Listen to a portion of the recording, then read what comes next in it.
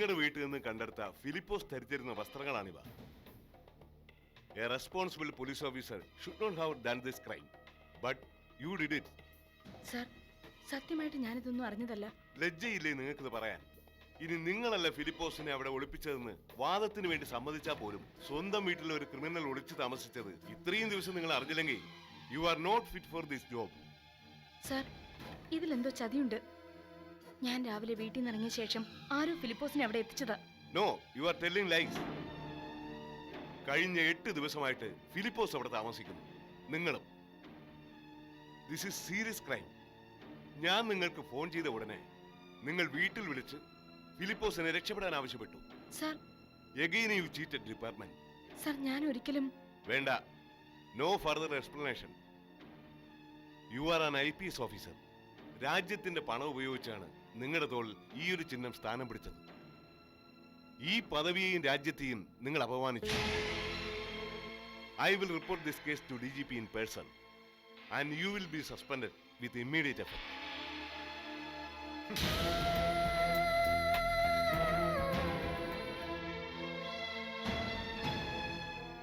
ഇല്ല, ശുദ്ധ കള്ളത്തരായതൊക്കെ. ആരോ എന്റെ കുഞ്ഞിനെ ചതിച്ചതാ. അവളെ അറിയാവുന്ന ആരും ഇത് വിശ്വസിക്കില്ല.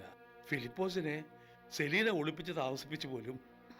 കൃഷ്ണമാമ, സാഹചര്യങ്ങൾ ചിലപ്പോ അവളെ കൊണ്ട് അങ്ങനെ ചെയ്യിപ്പിച്ചതാണെങ്കിലോ?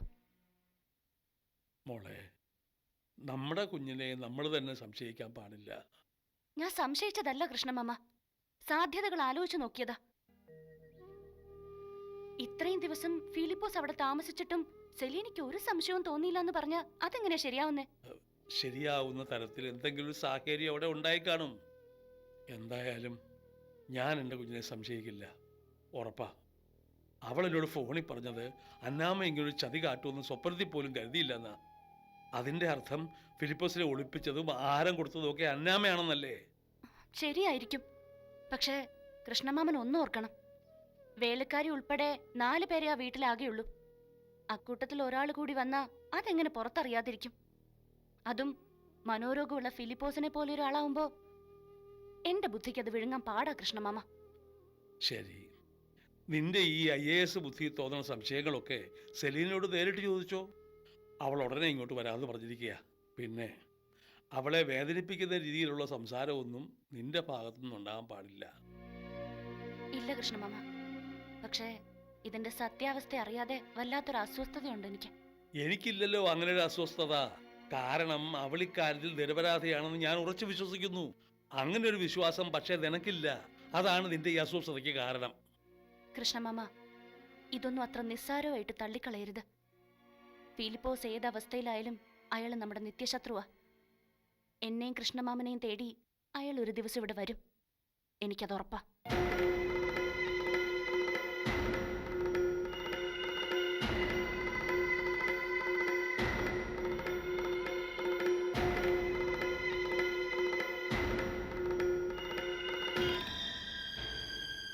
അമ്മച്ചിക്ക് ഇത് എങ്ങനെ ചെയ്യാൻ തോന്നി എന്നോട്?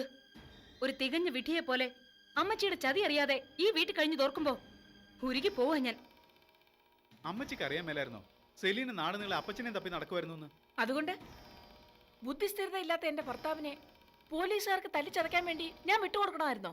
ഇല്ലടാ, അന്യനെ സഹായിച്ച് ജീവിക്കാന്ന് കർത്താവിന്റെ മുമ്പിൽ വെച്ച് സത്യം ചെയ്തിട്ടാ ഞാൻ അങ്ങേരുടെ ഭാര്യയായത്. എന്റെ ചങ്കി ജീവനുള്ളിടത്തോളം കാലം എന്റെ കെട്ടിയോനെ ഞാൻ സഹായിക്കും. ഈ ചെയ്തത് സഹായമാണെന്ന് അമ്മച്ചിക്ക് തോന്നുന്നുണ്ടോ? ഒരു മെന്റൽ പേഷ്യന്റിന് ചികിത്സ നിഷേധിച്ച് ഒളിവിൽ പാർപ്പിച്ചതാണോ സഹായം? അല്ല, അമ്മച്ചി ചെയ്തത് ദ്രോഹമാ, കൊടും ദ്രോഹം. നിന്റെ കെട്ടിയോന് ഒരിക്കലും ഇങ്ങനൊരു അവസ്ഥ വരാതിരിക്കട്ടെ. വന്ന ഞാൻ ചെയ്തത് നീയും ചെയ്യത്തുള്ളൂ. അമ്മച്ചിക്ക് എന്താ പറഞ്ഞ തലേ കയറാത്തേ? സഹായം ചെയ്തു പോലും. എന്നിട്ട് ആ സഹായം ചെയ്തയാൽ ഇപ്പൊ എവിടെ? സമനില തെറ്റിയ നേരത്ത് ഏതെങ്കിലും കയത്തിലോ പൊട്ടക്കിണറ്റിലോ ചെന്ന് വീണാൽ എന്ത് സംരക്ഷണമുണ്ട് അപ്പച്ചന് പുറത്ത്? എവിടുന്ന് ആഹാരം കിട്ടും? എവിടെ ഉറങ്ങും? പറ. അമ്മച്ചി ചെയ്ത സഹായത്തിന്റെ അനന്തര ഫലം ഇതൊക്കെ.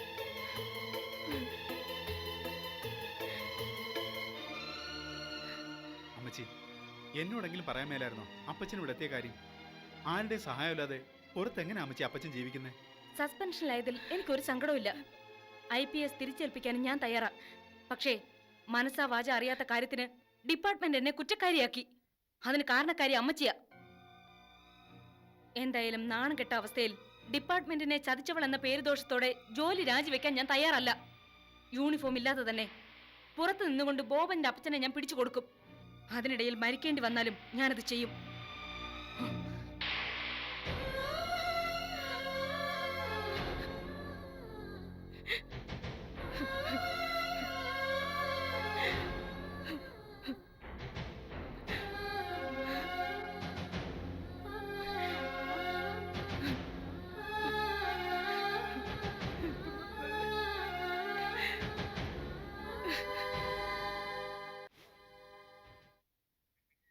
എന്റെ കാര്യം ഞാൻ ആന്റിയോട് പറഞ്ഞല്ലേ.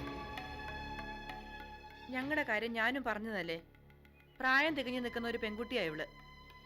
നാളെ പള്ളിക്കാരും പട്ടക്കാരും ചോദിക്കത്തില്ലയോ എന്നാ ബന്ധത്തിന്റെ പേരില ഒരു ചെറുപ്പക്കാരന്റെ കൂടെ നിങ്ങളുടെ മോളെ പൊറിപ്പിച്ചെന്ന്? ഞാൻ എന്നെ ഉത്തരം പറയും. ചത്തുപോയ എന്റെ മൂത്ത മോളിലെ ആദ്യ ഭർത്താവെന്നോ? മമ്മി എന്തൊക്കെയായി പറയുന്നേ? പിന്നെ പറയണ്ടായോ? റിച്ചിക്ക് എന്നാ മോളെ ഈ വീടുമായിട്ട് ബന്ധമുള്ളത്? മാറി നോക്കിയ ഏതോ ഒരു ചെറുപ്പക്കാരൻ. ഓ അത് ശരി. അപ്പോ അങ്ങനെയാണോ ആന്റി എന്നെ കാണുന്നത്? എന്റെ അഭിപ്രായമല്ല ഞാനിവിടെ ഈ പറയുന്നേ. ഇന്ന് രാവിലെ പള്ളിയിൽ വെച്ച് പുളിക്കലെ ശോശാമ്മയും റോസക്കുട്ടിയും കൂടി ഓരോ ചോദ്യങ്ങൾ ചോദിച്ചപ്പോ എന്റെ തൊലി അങ്ങ് ഉരിഞ്ഞു പോയി. മോളെ എങ്ങനെ അഴിഞ്ഞാടാൻ വിടുന്നതിന് എന്ത് ഗുണമാ ഉള്ളേന്ന് റോസക്കുട്ടി ചോദിച്ചു. ഞാനിത് കേക്കണം. നിന്നോടുള്ള സ്നേഹം കൊണ്ട് കുടുംബത്തിലെ അംഗത്തെ പോലെ കരുതിപ്പോയി ഞാൻ. അതിന് കിട്ടിയ കൂലി എനിക്കും എന്റെ മോക്കും മാനക്കേട്. ഇനി ആ ശോശാമ്മയും റോസക്കുട്ടിയും കൂടെ നാട് നീളെ പാടി നടക്കും എന്റെ മോൾ അഴിഞ്ഞാട്ടക്കാരിയാന്ന്. ആന്റി വിഷമിക്കണ്ട, ഞാൻ ഇന്ന് തന്നെ എങ്ങോട്ടെങ്കിലും മാറിക്കോളാം. ഇച്ചായം പോയ പിന്നെ ഞാൻ ജീവിച്ചിരിക്കത്തില്ല. ദേ, മോൻ എങ്ങോട്ടെങ്കിലും ഇറങ്ങിപ്പോവാനല്ല ഞാൻ ഇത്രയും പറഞ്ഞത്. അപവാദം പറയുന്ന നാട്ടുകാരുടെ മുന്നിൽ നിങ്ങൾ തമ്മിലൊരു ബന്ധമുണ്ടാക്കി കാണിച്ചു കൊടുക്കാനാ. ഇവിടെ കഴുത്തിൽ ഒരു മിന്നു കെട്ടിയ അസൂയക്കാരുടെ പറച്ചില് അതോടെ നിക്കത്തില്ലയോ? ആദ്യം എനിക്ക് എന്റെ മോനെ തിരിച്ചെടുക്കണം. അത് വേണ്ടെന്ന് ഇവിടെ ആരെങ്കിലും പറഞ്ഞോ? നിന്റെ മനസ്സ് ആ കൊച്ചിൽ ഉടക്കി നിൽക്കുകയാണെങ്കിൽ അങ്ങനെ ആയിക്കോ. എന്റെ മോൾക്കും അതിലെതിർപ്പില്ല. ഇവൾ ആ കുഞ്ഞിനെ സ്വന്തം മോനായിട്ട് വളർത്തിക്കൊള്ളാന്ന് എന്നോട് പറഞ്ഞിരിക്കുക. അത് ആന്റി പറഞ്ഞാ പോരാ, ടിങ്കു തന്നെ പറയണം. ചേച്ചിയുടെ മോനെ എന്റെ സ്വന്തം മോനായിട്ട് തന്നെ ഞാൻ വളർത്തിക്കോളാം ഇച്ചായ. ഉറപ്പാണോ? എനിക്ക് സത്യം ചെയ്യേ. ദൈവം തമ്പുരാനാണ് സത്യം, ഞാൻ വളർത്തിക്കോളാം. ഇനി എന്നാ നിനക്ക് വേണ്ടത്? അബ്രഹാം അച്ഛനോട് ഞാൻ സംസാരിക്കട്ടെ കല്യാണക്കാര്യം? ശരി. എങ്കിൽ പ്രധാനപ്പെട്ട ഒരു കാര്യം കൂടെ പറഞ്ഞുതരാം ഞാൻ. കല്യാണം കഴിഞ്ഞ ഏതെങ്കിലും ഒരു ഡോക്ടറെ കയ്യിൽ നിന്ന് കള്ള സർട്ടിഫിക്കറ്റ് വാങ്ങണം. ഇവൾ പ്രസവിക്കത്തില്ലെന്ന്. ആ സർട്ടിഫിക്കറ്റ് കോടതിയെ ഹാജരാക്കിയ കുഞ്ഞിനെ നിങ്ങൾക്ക് തന്നെ കിട്ടും. ഏതിനും ആദ്യം വേണ്ടത് മിന്നുകെട്ട.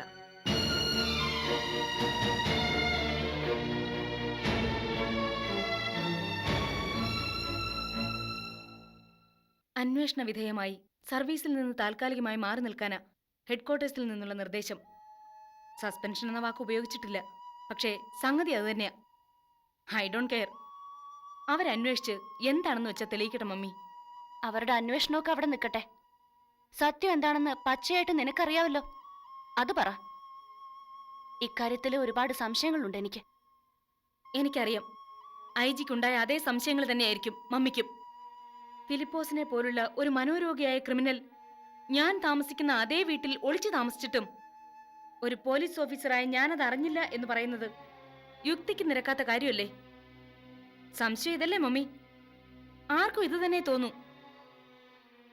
ബോബന്റെ അമ്മച്ചിയുടെ പെരുമാറ്റത്തിൽ പലപ്പോഴും എനിക്ക് സംശയം തോന്നിയിട്ടുണ്ട്.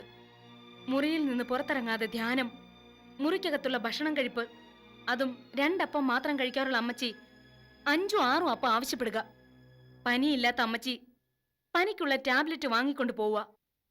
മുറിയിൽ നിന്ന് അസാധാരണമായ ശബ്ദങ്ങൾ കേൾക്കുക. ഇതൊക്കെ സംഭവിച്ചിട്ടുണ്ട് മമ്മി. പക്ഷെ സ്വപ്നത്തിൽ പോലും ഇങ്ങനെ ഒരു ചതി ആലോചിക്കാത്തതുകൊണ്ട് ഒരു സൂചിക്കുത്തിന് പോലും സംശയം എനിക്ക് തോന്നിയിട്ടില്ല.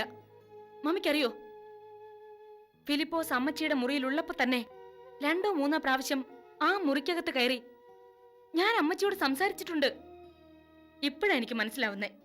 അപ്പോഴൊക്കെയും അമ്മച്ചി ഫിലിപ്പോസിനെ ബാത്റൂമിനകത്ത് കയറ്റി ഒളിപ്പിച്ചിരിക്കുകയായിരുന്നു. ഒരു IPS ഓഫീസർ. നിന്നെ എന്താ ഞാൻ വിളിക്കേണ്ടേ? ഫൂളെന്നോ ഇഡിയറ്റെന്നോ?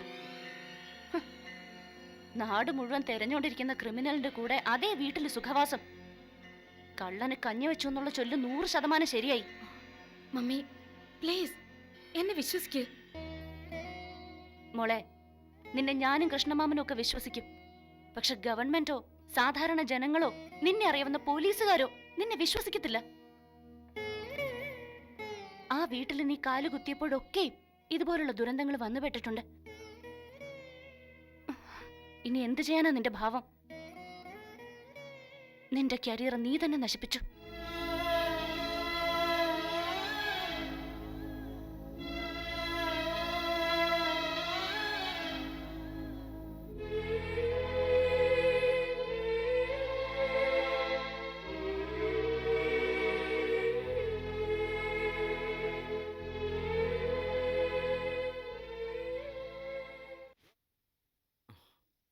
എന്നാൽ ഇത് വലിയ അത്ഭുതം തന്നെയാണ്.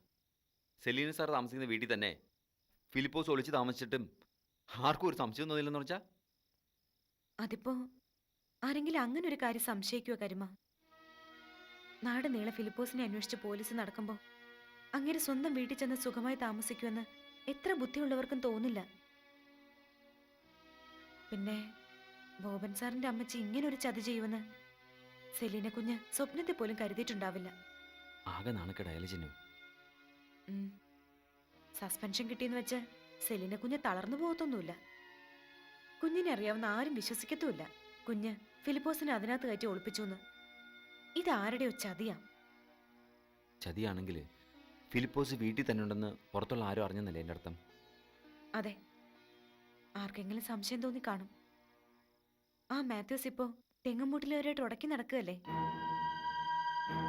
അയാൾ ചിലപ്പോ ഫിലിപ്പോസിന്റെ നിഴലെങ്ങാനും ദൂരെന്ന് കണ്ടു കാണും. രഹസ്യമായിട്ട് IJ വിളിച്ച് പറഞ്ഞു കാണും. ഇപ്പോ ഫിലിപ്പോസ് അവിടെ നിന്ന് പോലീസ് കണ്ടുപിടിച്ചോ?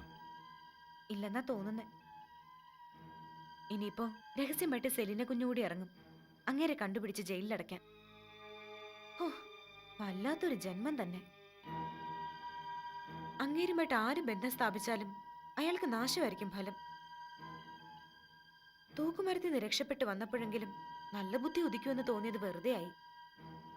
ഇനി അങ്ങേർക്ക് നാട്ടിൽ എവിടെയും ഒളിച്ച് താമസിക്കാൻ പറ്റത്തില്ല. കൈ കിട്ടിയ ചങ്കിടിച്ച് കലക്കിയിട്ട് പോലീസ് കോടതിയിൽ ഹാജരാക്കൂ. ആ, നേരം വൈകി. നീ കിടന്ന് ഉറങ്ങാൻ നോക്ക്. അതിരാവിലെ എനിക്ക് കുപ്പി പണം, നിറയെ പണിയും കൂലിയൊക്കെ ഉള്ള സമയമാണ്. പിറക്കാനിരിക്കാൻ നമ്മുടെ കുഞ്ഞിന് വേണ്ടി എനിക്ക് ഒരുപാട് സമ്പാദിക്കണം ചിന്നു. കരുമ, ഞാനൊരു കാര്യം പറഞ്ഞ നിനക്ക് വിഷമം തോന്നരുത്. നീ കൂപ്പിൽ പോവരുത്. എന്നെ വിട്ട് എങ്ങോട്ടും പോവരുത്. ഇത് കൊള്ളാലോ. പെണ്ണ്, ഞാൻ പണിയെടുത്താൽ ഈ കുടിയിൽ കഞ്ഞി വേവൂ. നീ പോയി കിടന്ന് ഉറങ്ങാൻ നോക്ക്. അതല്ല കരുമ, കുറച്ച് ദിവസമായിട്ട് എനിക്ക് മനസ്സിലൊരു വിങ്ങല്. എന്തോ അപകടം ഉണ്ടാവാൻ പോകുന്നു എന്നൊരു തോന്നല്. ഇത് കൊള്ളാം. ഒരു അന്ധവിശ്വാസം ഇല്ലാത്ത ആളായിരുന്നല്ലോ.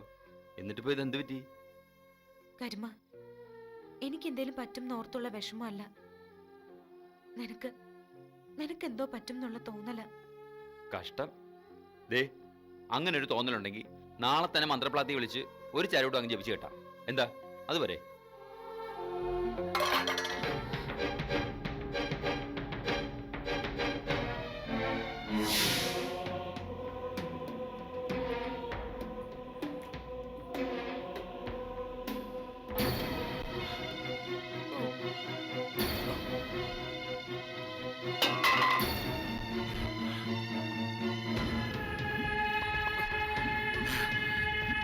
ആ